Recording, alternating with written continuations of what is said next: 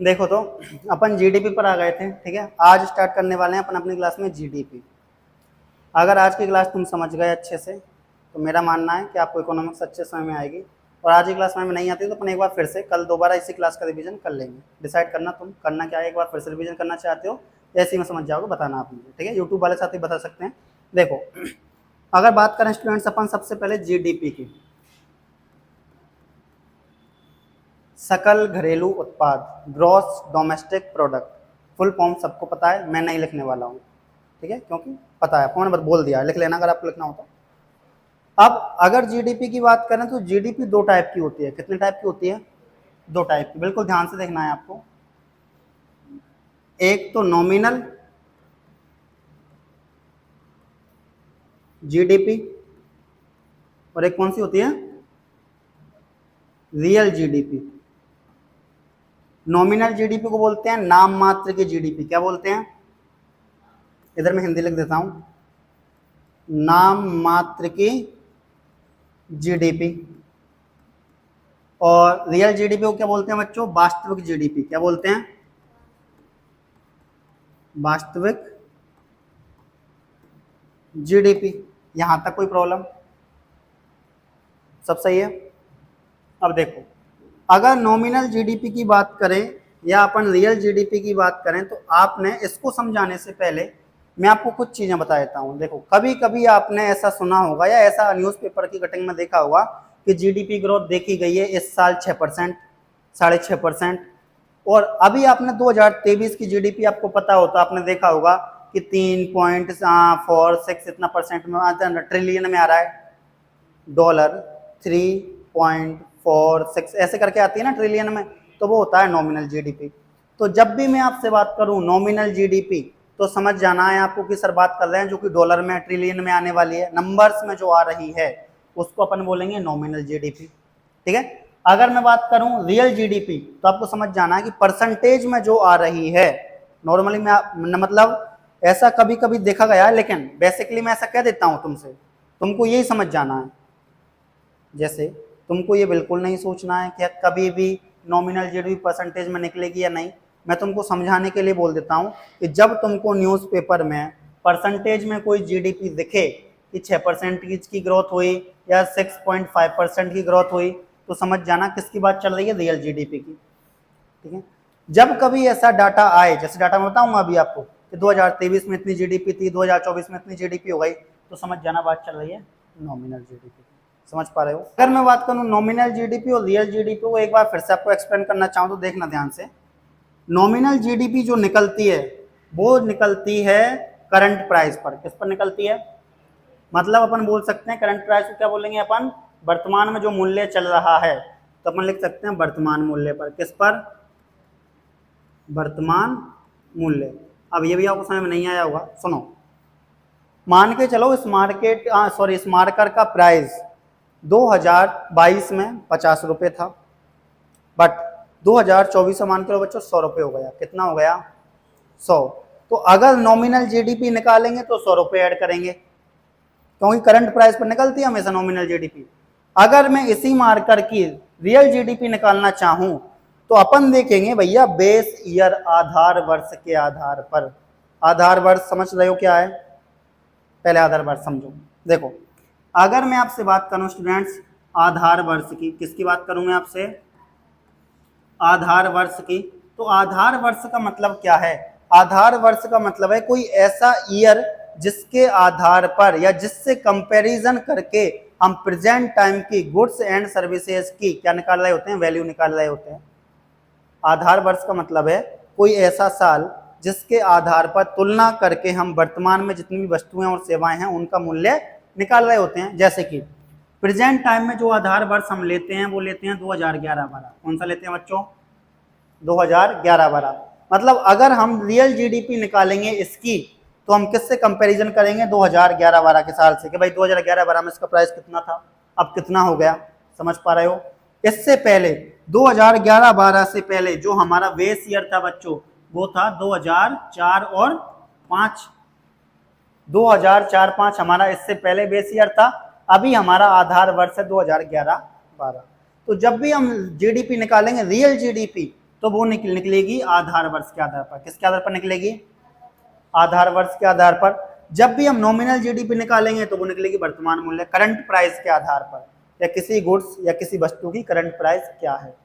अब एक क्वेश्चन, तुम्हें क्या लगता है कि real value goods and services की आपको कहां पता चलेगी, रियल में या फिर नॉमिनल में? रियल में, क्योंकि भाई यहां तो करंट प्राइस बता रहा है वर्तमान मूल्य क्या है, लेकिन 2011-12 से मूल्य क्या रहा, कितनी वृद्धि हुई, कितनी कमी हुई, ये सब कुछ पता चलेगा आपको रियल में। तो जब भी आपको जीडीपी परसेंटेज में यहाँ पे बताई जाती है बच्चों, मान के चलो अपन इसी मार्कर का वो ले लेते हैं, इस मार्कर की प्राइस मान के लो बच्चों 2022 में 100 रुपए थी। कितने रुपए थी? 100 रुपए। मान के चलो 2024 में इसी मार्कर की प्राइस हो गई 200 रुपए। कितनी हो गई?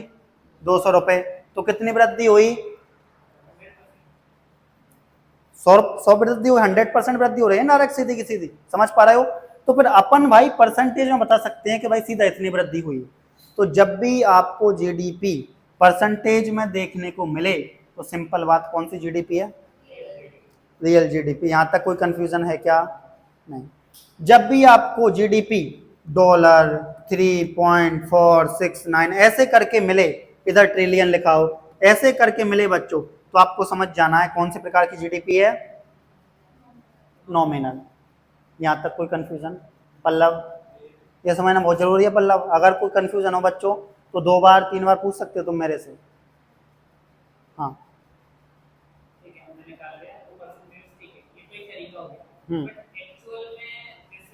एक्चुअल में कैसे निकालता हूँ बताऊंगा मैं। अभी केवल तुम अंतर समझ पा रहे हो कि जब परसेंटेज में देखने को मिले तो रियल, और जब आपको नॉर्मली ऐसे देखने को मिले। ये मैं सामान्य तौर पर बता रहा हूँ आपको, ज्यादा डीपली आपको मैं नहीं लेके जा रहा हूँ, सामान्य तौर पर बता रहा हूँ मैं आपको कि जब जीडीपी परसेंटेज तौर पर निकाली जाए तो रियल जीडीपी, और जब जीडीपी आपको ऐसे मिले ट्रिलियन में, डॉलर में, तो फिर नॉमिनल जीडीपी।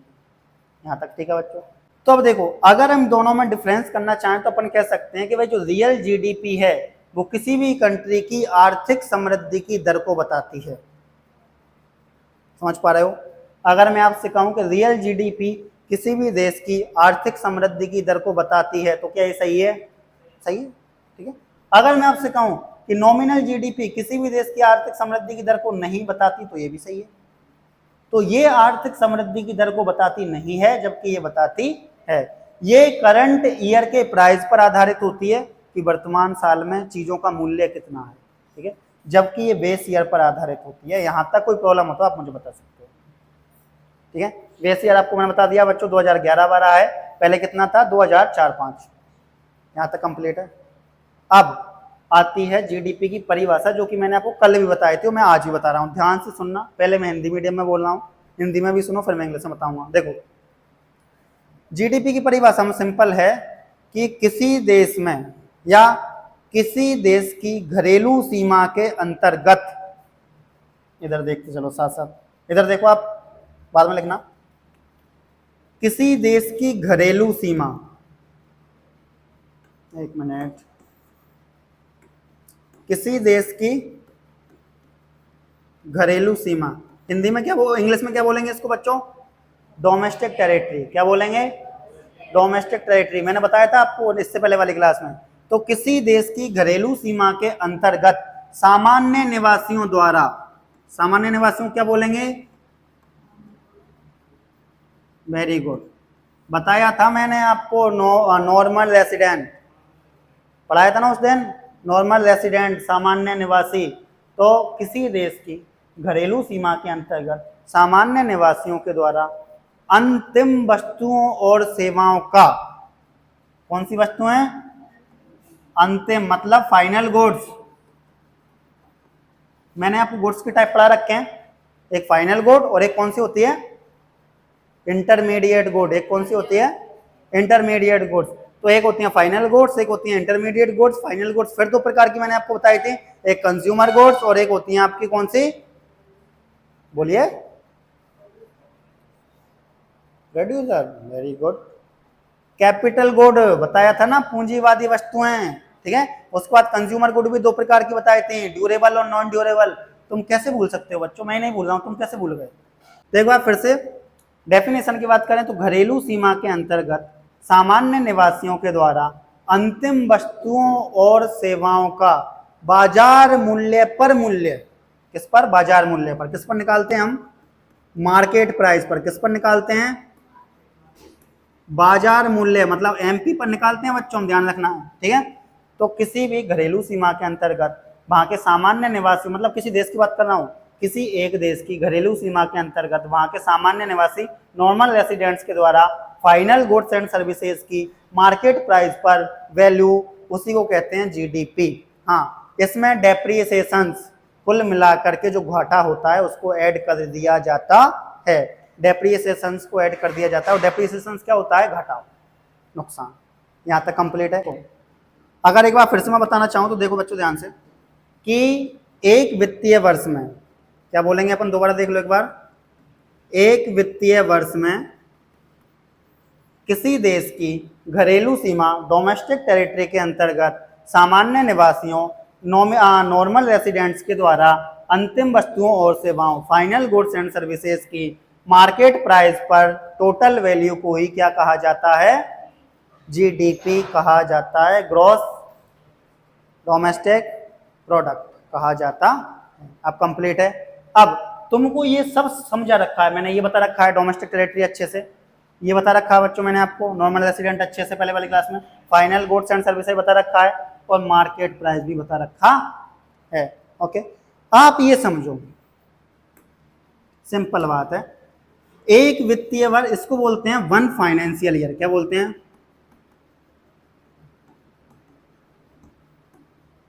क्या बोलते हैं बच्चों?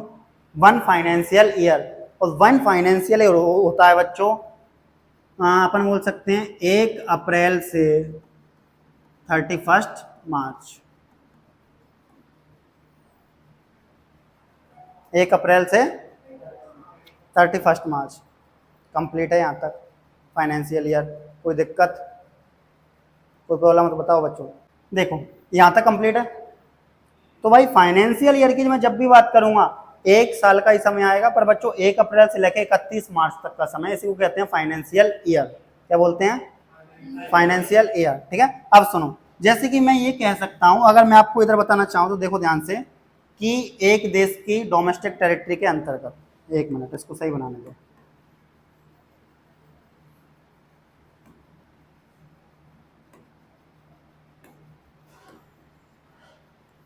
अरे मामला गड़बड़ हो गया तो ठीक है। देखो ये कोई कंट्री है मान के चलो, तो एक देश की ये क्या है? डोमेस्टिक टेरिटरी है, घरेलू सीमा है, इसके अंदर है सारा सब कुछ जो भी है। तो एक देश की डोमेस्टिक टेरिटरी, घरेलू सीमा के अंदर, ठीक है, एक फाइनेंशियल ईयर, तो भाई ये फाइनेंशियल ईयर मान लेते हैं अपन यहाँ से लेके यहाँ तक। और फाइनेंशियल ईयर का टर्म क्या बताया मैंने आपको? 1 अप्रैल से 31 मार्च। तो किसी एक देश की डोमेस्टिक टेरिटरी, घरेलू सीमा, क्या बोलेंगे इसको अपन? घरेलू सीमा या डोमेस्टिक टेरिटरी, किसी एक देश की घरेलू सीमा के अंतर्गत एक वित्तीय वर्ष में वहां के सामान्य निवासी, जो इसके अंतर्गत रहेंगे ना, इसको क्या बोलेंगे? Normal resident. क्या बोलेंगे? नॉर्मल रेसिडेंट, कि भाई सामान्य निवासियों। तो दोबारा बोल रहा हूं मैं, किसी एक देश की घरेलू सीमा के अंतर्गत एक वित्तीय वर्ष में वहां के सामान्य निवासियों के द्वारा अंतिम गुड्स, फाइनल गुड्स, क्या बोलेंगे? अंतिम वस्तुओं या फाइनल गुड्स एंड सर्विसेज, अंतिम वस्तुओं और सेवाओं का मार्केट प्राइस पर, किस पर बच्चों? मार्केट प्राइस मतलब बाजार मूल्य पर। किस पर? बाजार मूल्य पर जो वैल्यू निकलती है, जो प्राइस निकलता है, उसी को क्या बोलते हैं? जीडीपी बोला जाता है। कोई दिक्कत? अब डेफिनेशन याद करने की जरूरत तो नहीं है। किसी एक देश की डोमेस्टिक टेरिटरी के अंतर्गत वन फाइनेंशियल ईयर में वहां के नॉर्मल रेसिडेंट के द्वारा फाइनल गुड्स एंड सर्विसेज की मार्केट प्राइस पर टोटल वैल्यू को ही क्या बोलते हैं अपन? जीडीपी बोलते हैं। इसमें डेप्रिसिएशंस, घाटे को शामिल कर लिया जाता है। कंप्लीट है यहाँ तक। अब कभी जीडीपी नहीं भूलना है जीवन में, याद रहेगी हमेशा। पल्लव, अब एक बात और ध्यान रखना बच्चों, कभी अगर जीवन में कहीं कोई आपसे पूछ ले कि भैया GBA क्या होता है, सिंपल बात है, GDP को कभी कभी या GDP GBA के बराबर होता है, gross value added. Full form क्या होती है? Gross value added. GDP बराबर GBA। ऐसा बाई चांस ही कभी आपको देखने को मिलेगा, वरना GDP ही आता है। तो कभी आपको GDP की जगह GDP MP दिख जाए तो भी बात एक ही है, GBA MP दिख जाए तो भी बात कंप्लीट है। यहां तक तो ये तो GDP का सारा मैटर आप समझ चुके हो। आपको मैंने नॉमिनल GDP बता दिया बच्चों अच्छे से, आपको मैंने रियल GDP अच्छे से बता दिया है। और अगर नॉमिनल GDP के आधार पर देखें बच्चों, तो हमारी कंट्री अभी कितने नंबर पर आती है? 5वें नंबर पर आती है। सबसे पहले नंबर पर मैं लिख देता हूं, इधर आइए। देखिए, अगर हम बात करें बच्चों, नॉमिनल की बात करेंगे या रियल की बात करेंगे? पहले नॉमिनल की। नॉमिनल के आधार पर 5वें नंबर पर है या रियल के आधार पर? पक्का? देखो, तो अगर हम बात करें कि भाई नॉमिनल GDP के आधार पर इंडिया कहां पे एक्सटेंड करता है, तो सबसे पहले बच्चों USA फर्स्ट नंबर पर। सेकंड नंबर पर कौन है बच्चों? कौन? कितने इंटेलिजेंट हो? थर्ड नंबर पर, अब बोलो, very good, Germany. Fourth number पर, वेरी गुड, कितने इंटेलिजेंट हो? फिफ्थ नंबर पर, वेरी गुड, भारत, मेरा प्यारा भारत। तो फिफ्थ नंबर पर आ रहा है बच्चों नॉमिनल GDP के आधार पर भारत अभी पूरी दुनिया में। अब बात ये की गई है बच्चों, हमारा टारगेट कि 2027 और 28 तक हम हमारे देश की GDP को $5 ट्रिलियन की बना देंगे। कितने की बना देंगे? $5 ट्रिलियन। किसकी बना देंगे? 5 ट्रिलियन डॉलर, 5 ट्रिलियन की GDP बना देंगे हम। कब? 2027 और 28 तक। कब तक बना देंगे? 2027 और 28 तक हम हमारी कंट्री की GDP को कितना बना देंगे बच्चों? $5 ट्रिलियन बना देंगे। और अगर हमने ये लक्ष्य या हमने ये टारगेट अचीव कर लिया बच्चों, तो हम आ जाएंगे फिर थर्ड नंबर पर। कहाँ जाएंगे हम? सॉरी, इधर हम आ जाएंगे फिर थर्ड नंबर पर। समझ पा रहे हो?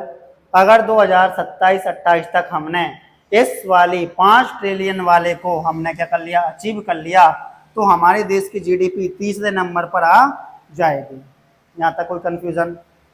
पल्लव, ठीक है? तो इतना याद रहेगा, कोई प्रॉब्लम नहीं है यहाँ तक? ठीक है। अब आगे देखो, अब जैसे कि मैंने तुम्हें बताया है कि भाई ये तो सारा समझ में आ गया ना तुमको, कंप्लीट है ये भी समझ में आ गया।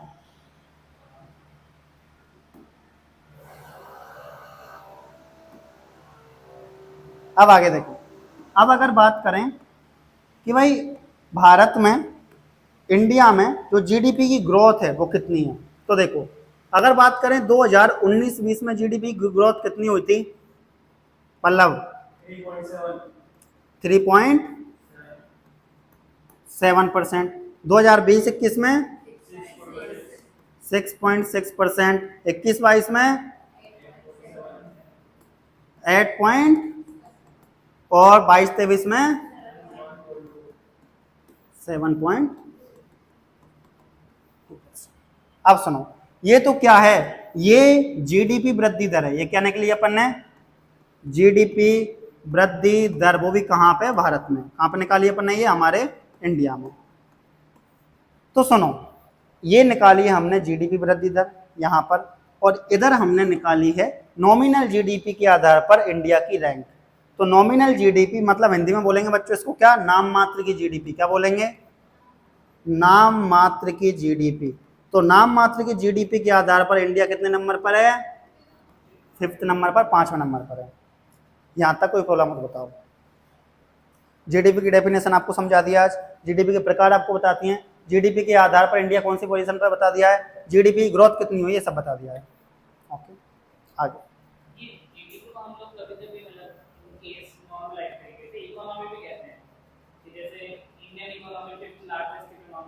हाँ, ऐसा बोल सकते हैं, बिल्कुल सामान्य तौर पर तो बोल सकते हैं, कोई दिक्कत नहीं है। ओके, अब आता है NFIA, इसकी फुल फॉर्म क्या होनी चाहिए बच्चों?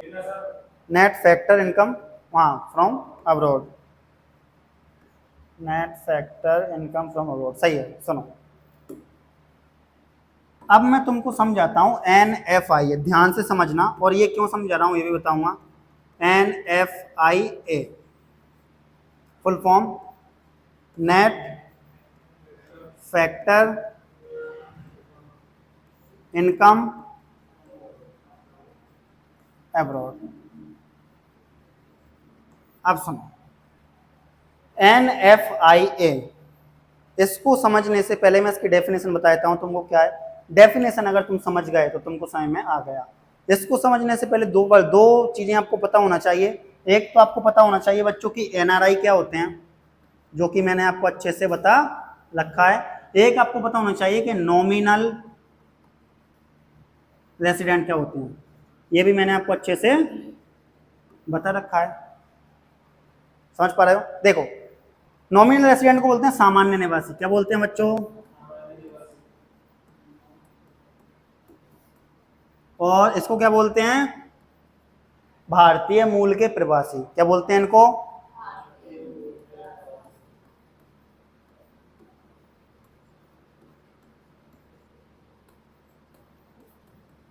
ये दोनों किस किस को पता नहीं है मुझे बता दो एक बार।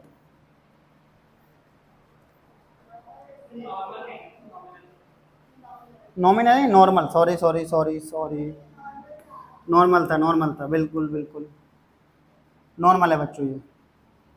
अच्छा हुआ तुमने बता दिया, नॉर्मल, ठीक है। अब सुनो, बताओ मुझे, ये दोनों वर्ड किसको समझ में नहीं आ रहे हैं? क्योंकि ये मैंने पहले भी समझाए थे, आज फिर समझाए थे, तो बताओ। पल्लव, दोनों पता है आपको सबको? मैं सोच रहा हूँ कोई तो ऐसा मिले जिसको पता नहीं, ताकि मैं एक आध को सुनाई दूँ उसको। ठीक है, पता है सबको? ठीक, तो देखो अब अगर मैं इसके बारे में तुम्हें समझाना चाहूँ NFIA, तो सुनना ध्यान से कि इसकी पहले मैं इसका फॉर्मूला बताऊं या पहले डेफिनेशन बताऊं? पहले डेफिनेशन सुनो।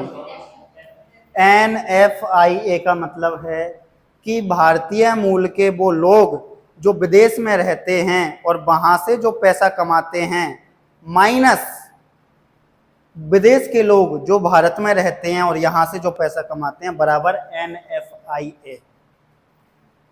यहाँ के लोग जो विदेश में रहते हैं उनको बोलते हैं NRI। NRI बोलते हैं 6 महीने से ज्यादा कोई रहा हो तो। वहां के जो लोग जो यहाँ रहते हैं उनको बोलते हैं नॉर्मल रेसिडेंट। अपन ने देखा था नॉर्मल रेसिडेंट के टाइम पर कि विदेश का कोई पर्सन यहाँ पे आके 1 साल तक रहा हो या 1 साल से ज्यादा रहा हो, प्लस उसका खर्चा भी मतलब यहीं कमाया यहीं खर्च कर रहा है, ठीक है, कोई क्रिमिनल बैकग्राउंड नहीं है, तो नॉर्मल रेसिडेंट कहलाएगा।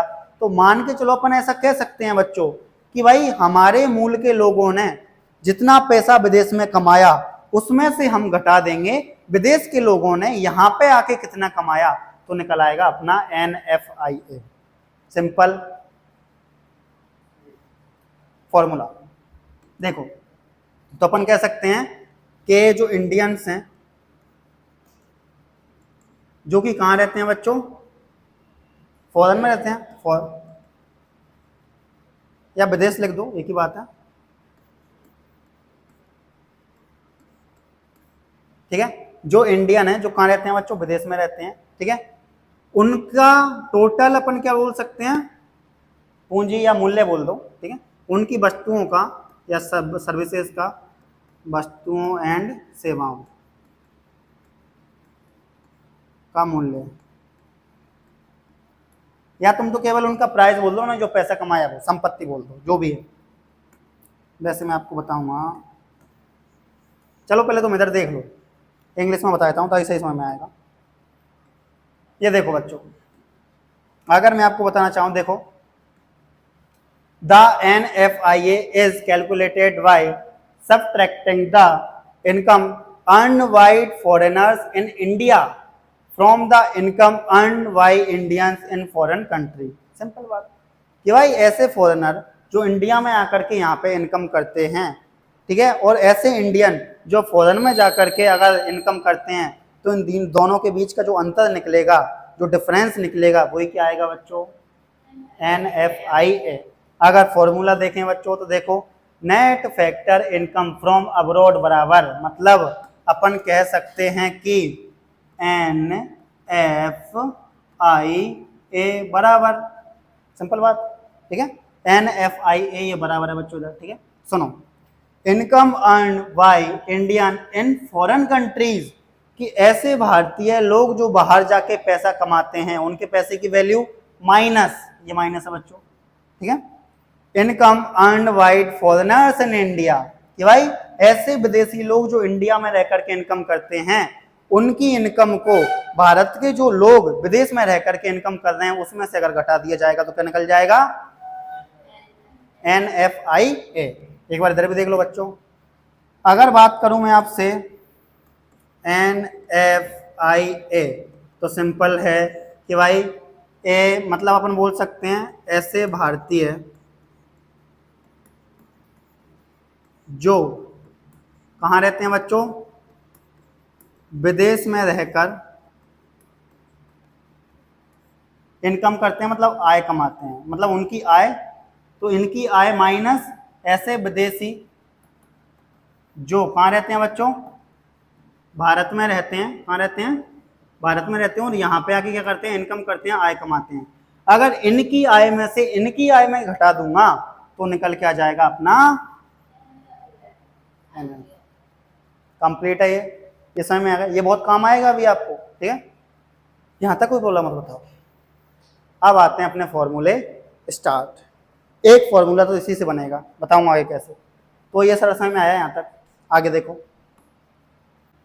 सबसे पहले दो शब्द समझो, मतलब पहले अगर आपको समझना है MP और FC का फॉर्मूला तो पहले आपको दो वर्ड समझने हैं, एक तो इनडायरेक्ट टैक्स और एक होता है सब्सिडी। तो अपन टैक्सों के प्रकार पढ़ लेते हैं, सब्सिडी भी देख लेते हैं, ठीक। तो एक पहले अपन देख लेते हैं इनडायरेक्ट और डायरेक्ट टैक्स। देखो मैं आपको सामान्य तौर पर बता रहा हूं, आप कभी नहीं भूलोगे, जब भी टैक्स सीधा किसी इंसान पर लगे तो डायरेक्ट टैक्स, जब भी टैक्स सीधा किसी इंसान पर लगता है तो डायरेक्ट टैक्स, और जब भी टैक्स किसी वस्तु पर लगे तो इनडायरेक्ट टैक्स। सुनो, तो जब भी कोई टैक्स वस्तुओं पर लगता है तो अपन कह सकते हैं बच्चों उसको इनडायरेक्ट टैक्स, और जब भी टैक्स सीधा आप पर लगे, किसी व्यक्ति पर लगे तो उसको कहेंगे अपन डायरेक्ट टैक्स। तो तुम्हें समझ में आ रहा है कि जब भी टैक्स किसी वस्तु पर लगेगा तो इनडायरेक्ट टैक्स है, और जब भी टैक्स किसी व्यक्ति पर लगेगा तो डायरेक्ट टैक्स है। सिंपल बात, सामान्य तौर पर तो आप इतना याद रखो, बाकी जब टॉपिक आएगा तो बता ही दूंगा, ठीक है यहाँ तक। अब अगर बात करें सब्सिडीज, या फिर इसको ऐसे भी लिख देते हैं, देखो सब्सिडीज या सब्सिडी, सुनो सब्सिडीज का सिंपल बात है सरकार के द्वारा प्रोवाइड किया गया रिलैक्सेशन, सरकार के द्वारा दी गई छूट, रिलैक्सेशन। गैस सिलेंडर खरीदने जाते हो तो सब्सिडी मिलती है कि नहीं मिलती, छूट मिलती है कि नहीं मिलती, वही तो है सब्सिडी। तो सिंपल बात है, आपको याद रखना है कि सरकार के द्वारा प्रदान की गई छूट को ही अपन क्या कहते हैं, सब्सिडी कहा जाता है। तो सब्सिडी की डेफिनेशन याद रखोगे, सरकार के द्वारा प्रदान की गई छूट। तो आज हमने समझा एक तो सब्सिडी को, एक डायरेक्ट और इनडायरेक्ट टैक्स को, और अब आ चुके हैं हम समझने के लिए MP और FC, मार्केट प्राइस और फैक्टर कॉस्ट। तो कैसे लगे आज की क्लास, ठीक लगी है? कल की क्लास और अच्छी होने वाली है, ठीक है, और उसमें अपने को फॉर्मूले वगैरह कंप्लीट करने हैं, तो आप रेगुलर आना है, एब्सेंट नहीं होना है। और यूट्यूब वाले साथियों को भी क्लास कैसी लगी है कमेंट बॉक्स में कमेंट करके जरूर बताएं, और अगर इस क्लास में कहीं मिस्टेक हुई है तो आप बताएं, सजेशन दें, ताकि आने वाली नेक्स्ट क्लास में अपनी मिस्टेक को ठीक कर सकूं। देखते रहिए, बने रहिए कॉन्सेप्ट विद केसर के साथ। थैंक यू, धन्यवाद।